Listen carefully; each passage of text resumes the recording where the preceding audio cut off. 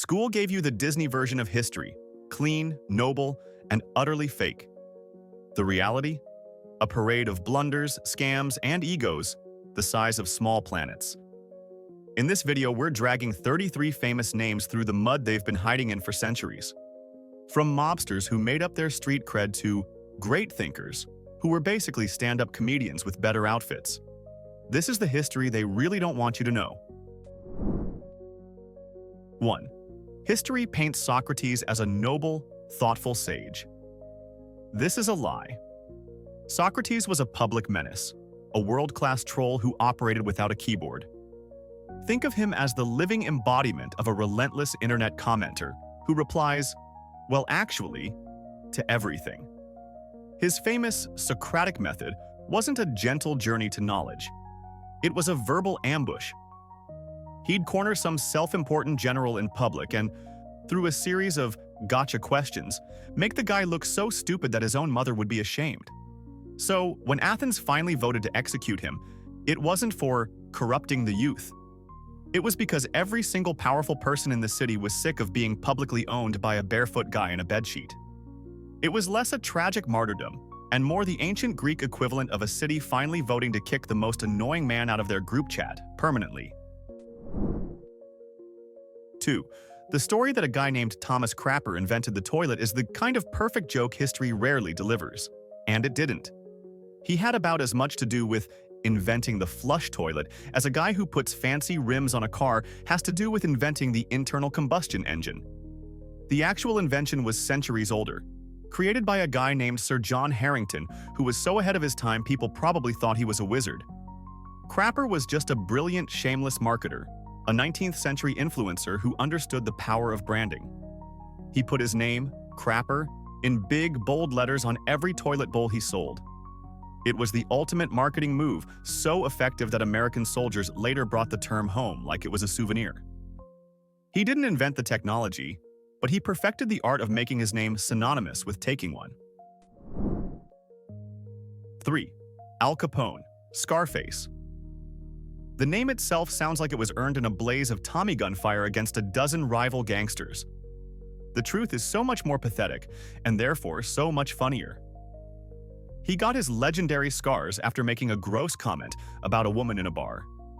Her brother, a small-time nobody, didn't appreciate the sleazy remark and immediately gave Capone an impromptu facelift with a knife. Let that sink in. The most feared mobster in America, a man who built an empire on intimidation, got his signature feature because he couldn't keep his mouth shut and got disciplined like an unruly teenager. It's not a villain origin story, it's a public service announcement about respecting women. You know his rivals in private weren't calling him Scarface. They were calling him the guy who got beat up for being a creep. 4. The official story is that Mark Twain's pen name is a poetic nod to his riverboat days, a call for safe water. That's the nice, clean version you tell your grandma. The reality is far more on-brand for a cynical, hard-drinking writer. It was a bar tab life hack. In the chaotic saloons of the West, a man of Twain's thirst needed an efficient system. When he wanted the bartender to line up 2 more drinks and put them on his account, he'd simply yell, "Mark Twain," which meant Mark II. It had nothing to do with the majestic river and everything to do with minimizing the time between whiskeys. It wasn't a tribute to his past. It was an investment in his immediate future. It's the perfect pragmatic origin for a man who understood that poetry is nice, but a pre-ordered drink is better. 5. Everyone recognizes the Laughing Buddha, the jolly, fat, good luck charm from your local Chinese takeout spot. Here's the kicker. He's not Buddha, not even his cousin. Comparing him to the actual Buddha, Siddhartha Gautama, is like comparing Santa Claus to a silent monk who lives on a mountain. Siddhartha was a skinny Indian prince who preached about fasting and renouncing all worldly pleasures. The laughing guy, Budai, is a Chinese folk hero who looks like his only belief is that there's always room for dessert. It's a classic case of a massive rebranding. Popular culture looked at the two options, the ascetic spiritualist or the fat, happy guy who looks like he just won the lottery, and America collectively yelled, "We'll take the fat one." He just has a much better publicist and a more marketable vibe. 6. The legend of Vincent van Gogh cutting off his ear is one of the most hardcore stories in art history. We picture a full-on bloody amputation, but, as usual, history is a drama queen that loves to exaggerate. He didn't chop off the whole thing. Medical evidence and drawings from the time show he only sliced off a part of his earlobe. Now, that's still an absolutely wild thing to do, but it's the difference between telling people you survived a plane crash and telling them you had some bad turbulence. Man slices off a bit of his earlobe in a fit of sadness just doesn't sell as many museum tickets. So the mythmakers cranked up the gore, turning a tragic cry for help into a slasher film scene for the sake of a better story.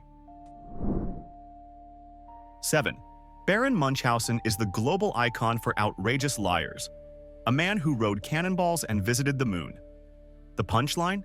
He was a real guy, and he was the victim of history's first and most brutal case of identity theft. The real Baron was a retired German soldier who liked to tell slightly exaggerated, but believable, war stories at dinner parties. Think of your uncle bragging about the fish he caught. Then a hack writer stole his stories, added a ton of completely insane fan fiction, and published it anonymously. Suddenly, the poor Baron was famous for being a pathological liar. It's like if someone stole your Tinder profile, added that you're a part-time astronaut and dragon slayer, and it went globally viral. His reputation was hijacked for profit, and he died a bitter man, forever famous for lies he never told. 8.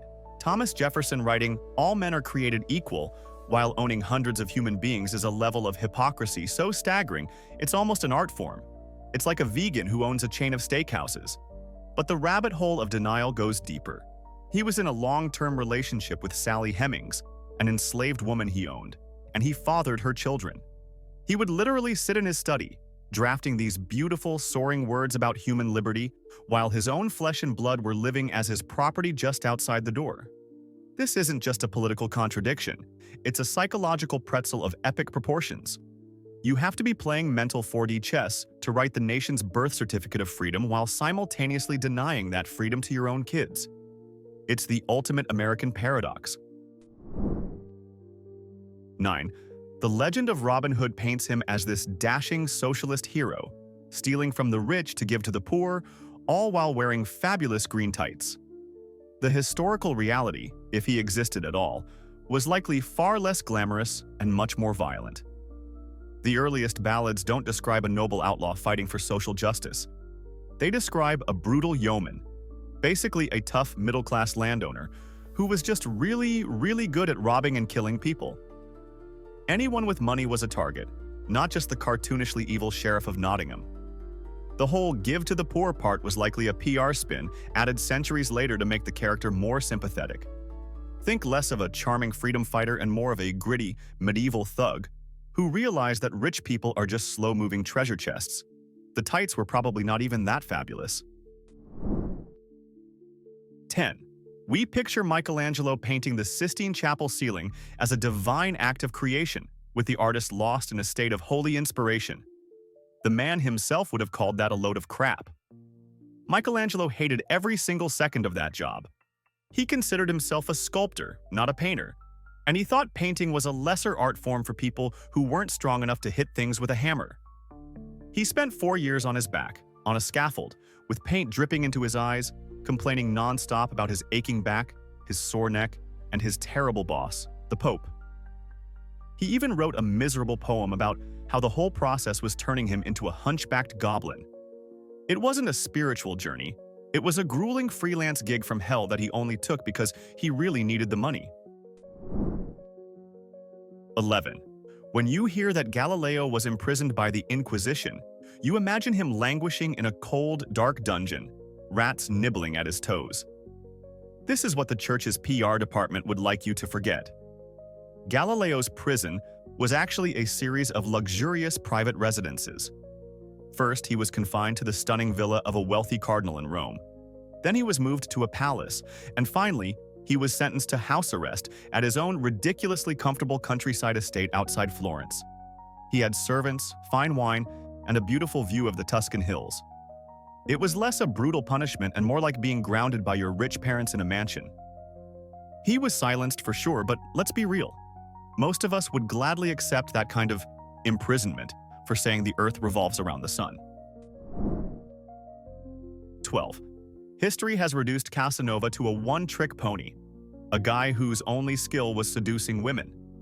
This is like remembering Michael Jordan only for his brief baseball career. The real Kasanova was a genius-level polymath, a Renaissance man born too late.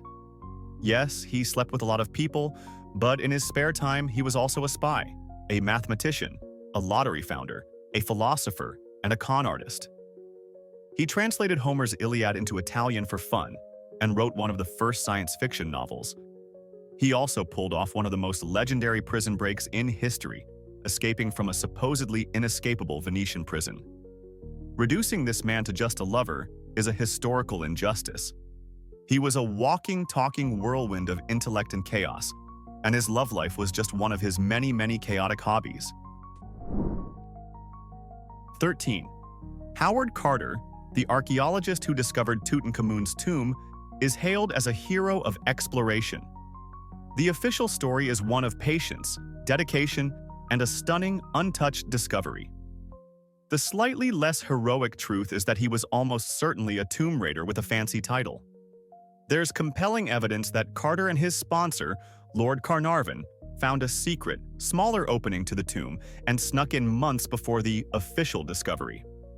They likely helped themselves to a few smaller, pocket-sized artifacts before resealing the entrance and putting on a big show for the cameras. It's the archaeological equivalent of finding a pristine birthday cake, secretly eating all the frosting off the back, and then pretending to be surprised when everyone else arrives at the party. He wasn't just discovering history, he was probably taking a few souvenirs for himself. 14. The image of Emperor Nero fiddling while Rome burned is one of history's most iconic symbols of a terrible leader. It's a fantastic story, but it's pure fiction, cooked up by his political enemies. First of all, the fiddle hadn't been invented yet, so unless he was shredding on some futuristic time-traveling instrument, that part is out. Second, historical records show that Nero wasn't even in Rome when the fire started. He was at his villa 35 miles away. When he heard the news, he rushed back to the city and immediately organized relief efforts, using his own money to provide food and shelter for the homeless. He was a deeply narcissistic and brutal tyrant in many other ways, for sure, but the one thing everyone remembers him for is a complete fabrication designed to make him look bad. 15. Ferdinand Magellan is famous for being the first person to circumnavigate the globe. It's a monumental achievement that has his name all over it, with one tiny inconvenient detail. He didn't do it, not even close. Magellan was killed in a pointless tribal skirmish in the Philippines, about halfway through the journey. He got into a local beef he had no business being in and ended up with a spear in his face. The guy who actually completed the first circumnavigation was a much less famous Basque mariner named Juan Sebastian Elcano, who took command of the one remaining ship and managed to limp back to Spain. Magellan got all the glory for starting the trip and dying dramatically, while Elcano did all the hard work of actually finishing it and got a historical footnote. It's the ultimate group project tragedy. 16. Coco Chanel is revered as a fashion icon, a symbol of elegance and female empowerment who liberated women from corsets. She was also, and this is a rather large detail that often gets glossed over, a literal Nazi spy. During World War II, she lived a life of luxury at the Ritz Hotel in Paris with her lover, a high-ranking Gestapo officer. She was officially registered as Agent F7124, codenamed Westminster, and worked for German military intelligence. Her missions included trying to broker a secret peace deal with the British on behalf of the SS. So while she was designing chic little black dresses, she was also actively collaborating with a regime responsible for genocide. It's a side of the Chanel No. 5 story they tend to leave out of the perfume ads, for some reason. 17. Richard Wagner wrote operas so epic they make The Lord of the Rings look like a school play. You'd think the man who composed this stuff was a demigod. In reality, he was the 19th century equivalent of that roommate who is between jobs for 10 years and thinks rent is a suggestion. He was a bottomless pit of need, a walking financial black hole who spent his entire life running from people he owed money to. He'd write these heart-wrenching arias about honor and sacrifice and then, in the next breath, write a letter begging a rich patron for cash because he desperately needed new silk curtains. It's like a fire and brimstone preacher who spends his donations on jet skis. To top it all off, he was a vicious anti-Semite, so not just broke and annoying, but also genuinely hateful. A true dumpster fire of a human being who just happened to be a musical genius. 18. The lie that Albert Einstein failed math is the patron saint of excuses for every kid who can't pass pre-algebra. It's a beautiful, inspiring myth that is 100% grade A baloney. Einstein didn't fail math. He ate math for breakfast. He had mastered calculus by the time most kids are figuring out how to talk to girls. The whole myth started because of a bureaucratic screw-up where his school changed its grading system, making his old report card look like a list of failures. It's like getting a perfect score on a video game, but then the company updates the software and suddenly your score looks like 0. So, to all the students out there, sorry, but you have to find a new excuse. Einstein wasn't bad at math. Math was bad at keeping up with Einstein. 19. That famous drawing of a wise old man with a beard that could house a family of birds? Everyone says it's Leonardo da Vinci's self-portrait. It's on posters, mugs, everywhere. The truth is, it's probably just a random doodle of some old dude he saw on the street. It's like finding a sketch of a generic, sad clown in a modern artist's notebook and declaring it a deeply personal self-portrait. Leonardo was known for being a pretty boy his whole life, a sharp dresser who took care of himself. He wasn't some haggard wizard who looked like he'd just wrestled a bear. But in the 19th century, people wanted a face for the tortured genius myth, and this drawing fit the bill. We basically chose his avatar for him, and we chose the one that looked the most like Gandalf. 20. George Washington had wooden teeth. It sounds so quaint and rustic, like he carved them himself out of a log cabin. The reality is a horror show that would make Hannibal Lecter flinch. His dentures weren't wood. They were a hideous Frankenstein's monster of a contraption made from hippo ivory, gold wires, and lead. And for the teeth? He used real human teeth, which he bought from his own slaves. Let that sink in for a second. The father of his country was walking around with a mouth full of teeth yanked from the heads of the people he owned. The wooden teeth story is a gentle lie we tell ourselves to avoid the deeply gruesome fact that our first president's smile was powered by human suffering. It's less folksy hero and more James Bond villain. 21. Karl Marx, the guy who wrote the Bible of communism, spent his life railing against the evils of the rich. He was the ultimate champion of the working class. He was also completely, utterly broke and unemployed for most of his life. So who paid for his food, his rent, his existence? A rich guy. His best friend, Friedrich Engels, was a full-blown capitalist factory owner who basically served as Marx's personal ATM. While Karl was in the library writing, "Down with the bourgeoisie," Engels was at the factory making profits and wiring cash to his buddy. It's the single greatest irony in political history. The architect of the revolution against capitalism was personally funded by a capitalist. That's like finding out the head of MAD is sponsored by Jack Daniels. 22. Paul Gauguin is sold to us as a romantic hero who quit his boring stockbroker job to live an authentic life as an artist in Tahiti. This is history's way of saying, creepy old dude ran off to a tropical island to chase teenage girls. He didn't go there for some pure, spiritual quest. He went there because life was cheap, and he could legally take on wives who were barely teenagers.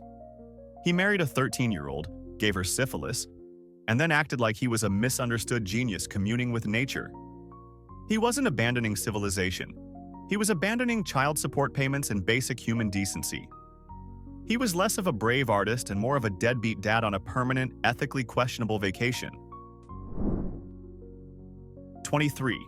The Pythagorean theorem. Your math teacher probably told you it was invented by a brilliant Greek guy in a toga named Pythagoras. That's a lie. Pythagoras didn't invent it any more than Christopher Columbus invented America. The Babylonians were using the exact same formula over 1,000 years before Pythagoras was even a twinkle in his father's eye. They just didn't have a PR team or a cool, catchy name for it. Pythagoras and his math cult basically found this brilliant mathematical theorem, slapped a new label on it, and claimed it as their own. It's the ancient world's equivalent of stealing a viral meme, putting your own watermark on it, and getting all the credit. He's not a genius inventor. He's the original content aggregator. 24. The movie Amadeus convinced the world that Mozart was a giggling, hyperactive idiot who just happened to be a musical genius. He was basically portrayed as a divine fart joke in a powdered wig. While it's true, he had a childish sense of humor. This is a man who wrote a song called Leck mich im Arsch, which means exactly what you think it means. He was far from a fool. The real Mozart was a stone-cold professional, a relentless networker, and a sharp businessman who was constantly hustling for his next gig.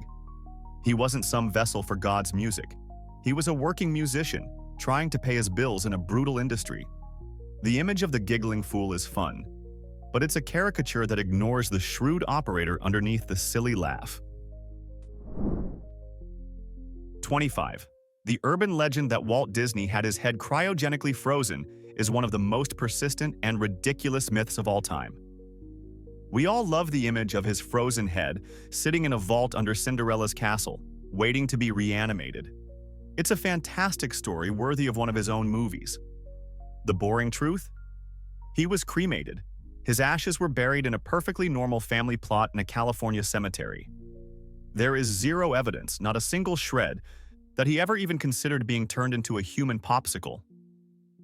The rumor was likely started by some bored journalist looking for a sensational story, and it stuck because it's just so much cooler than the truth. People wanted the magical creator of Mickey Mouse to have a magical sci-fi ending, not the same mundane one as everyone else. 26. The idea of pirate treasure, especially Blackbeard's legendary buried chest, is the cornerstone of every pirate story ever. The X on the map, the digging in the sand, it's all brilliant fiction.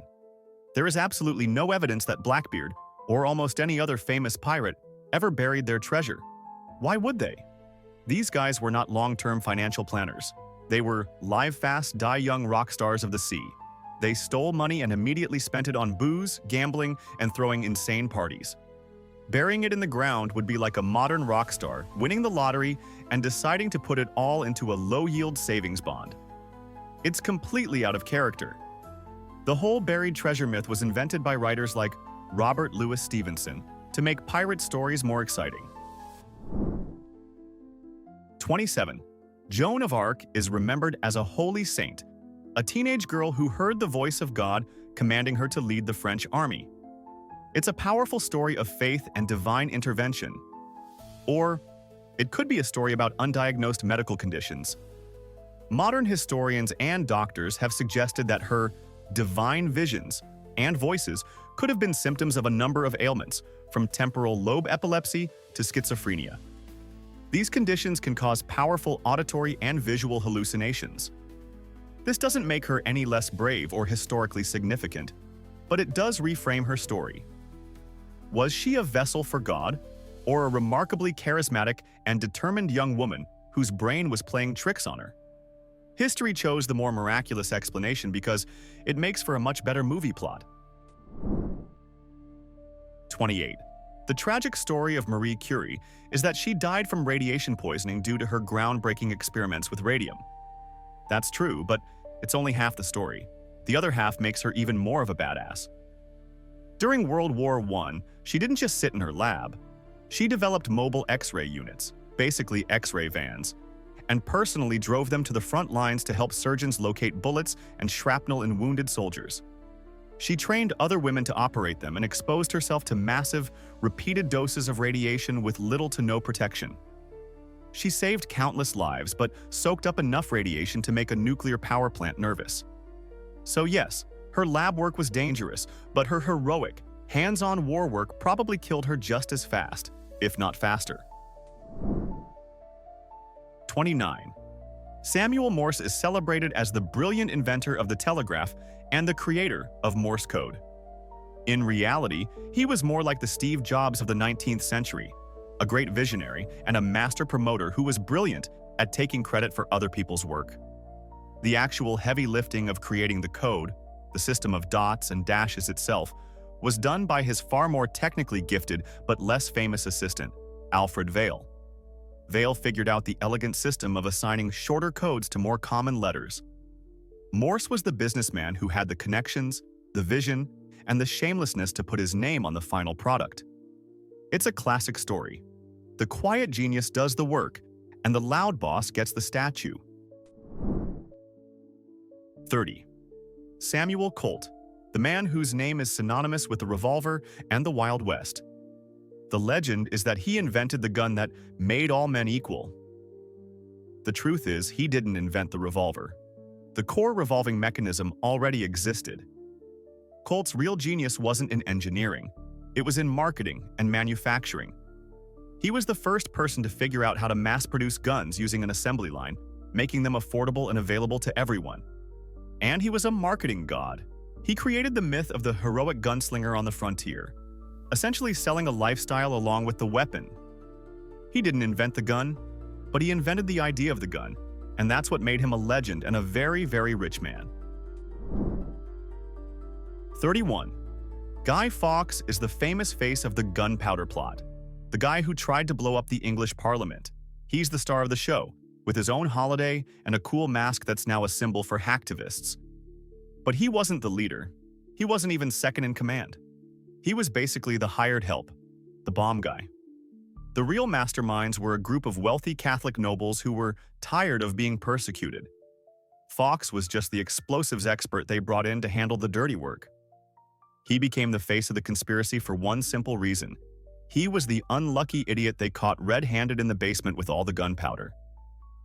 He was the fall guy, and history gave him all the credit for a plan he didn't even cook up. 32. King Arthur, Camelot, the Knights of the Round Table, Excalibur. It's the foundational myth of Great Britain. It's a story of nobility, chivalry, and magic. It's also almost certainly complete fiction. There is not a single piece of credible, contemporary evidence to prove that King Arthur ever existed. He doesn't appear in any reliable historical chronicles from the time he was supposed to have lived.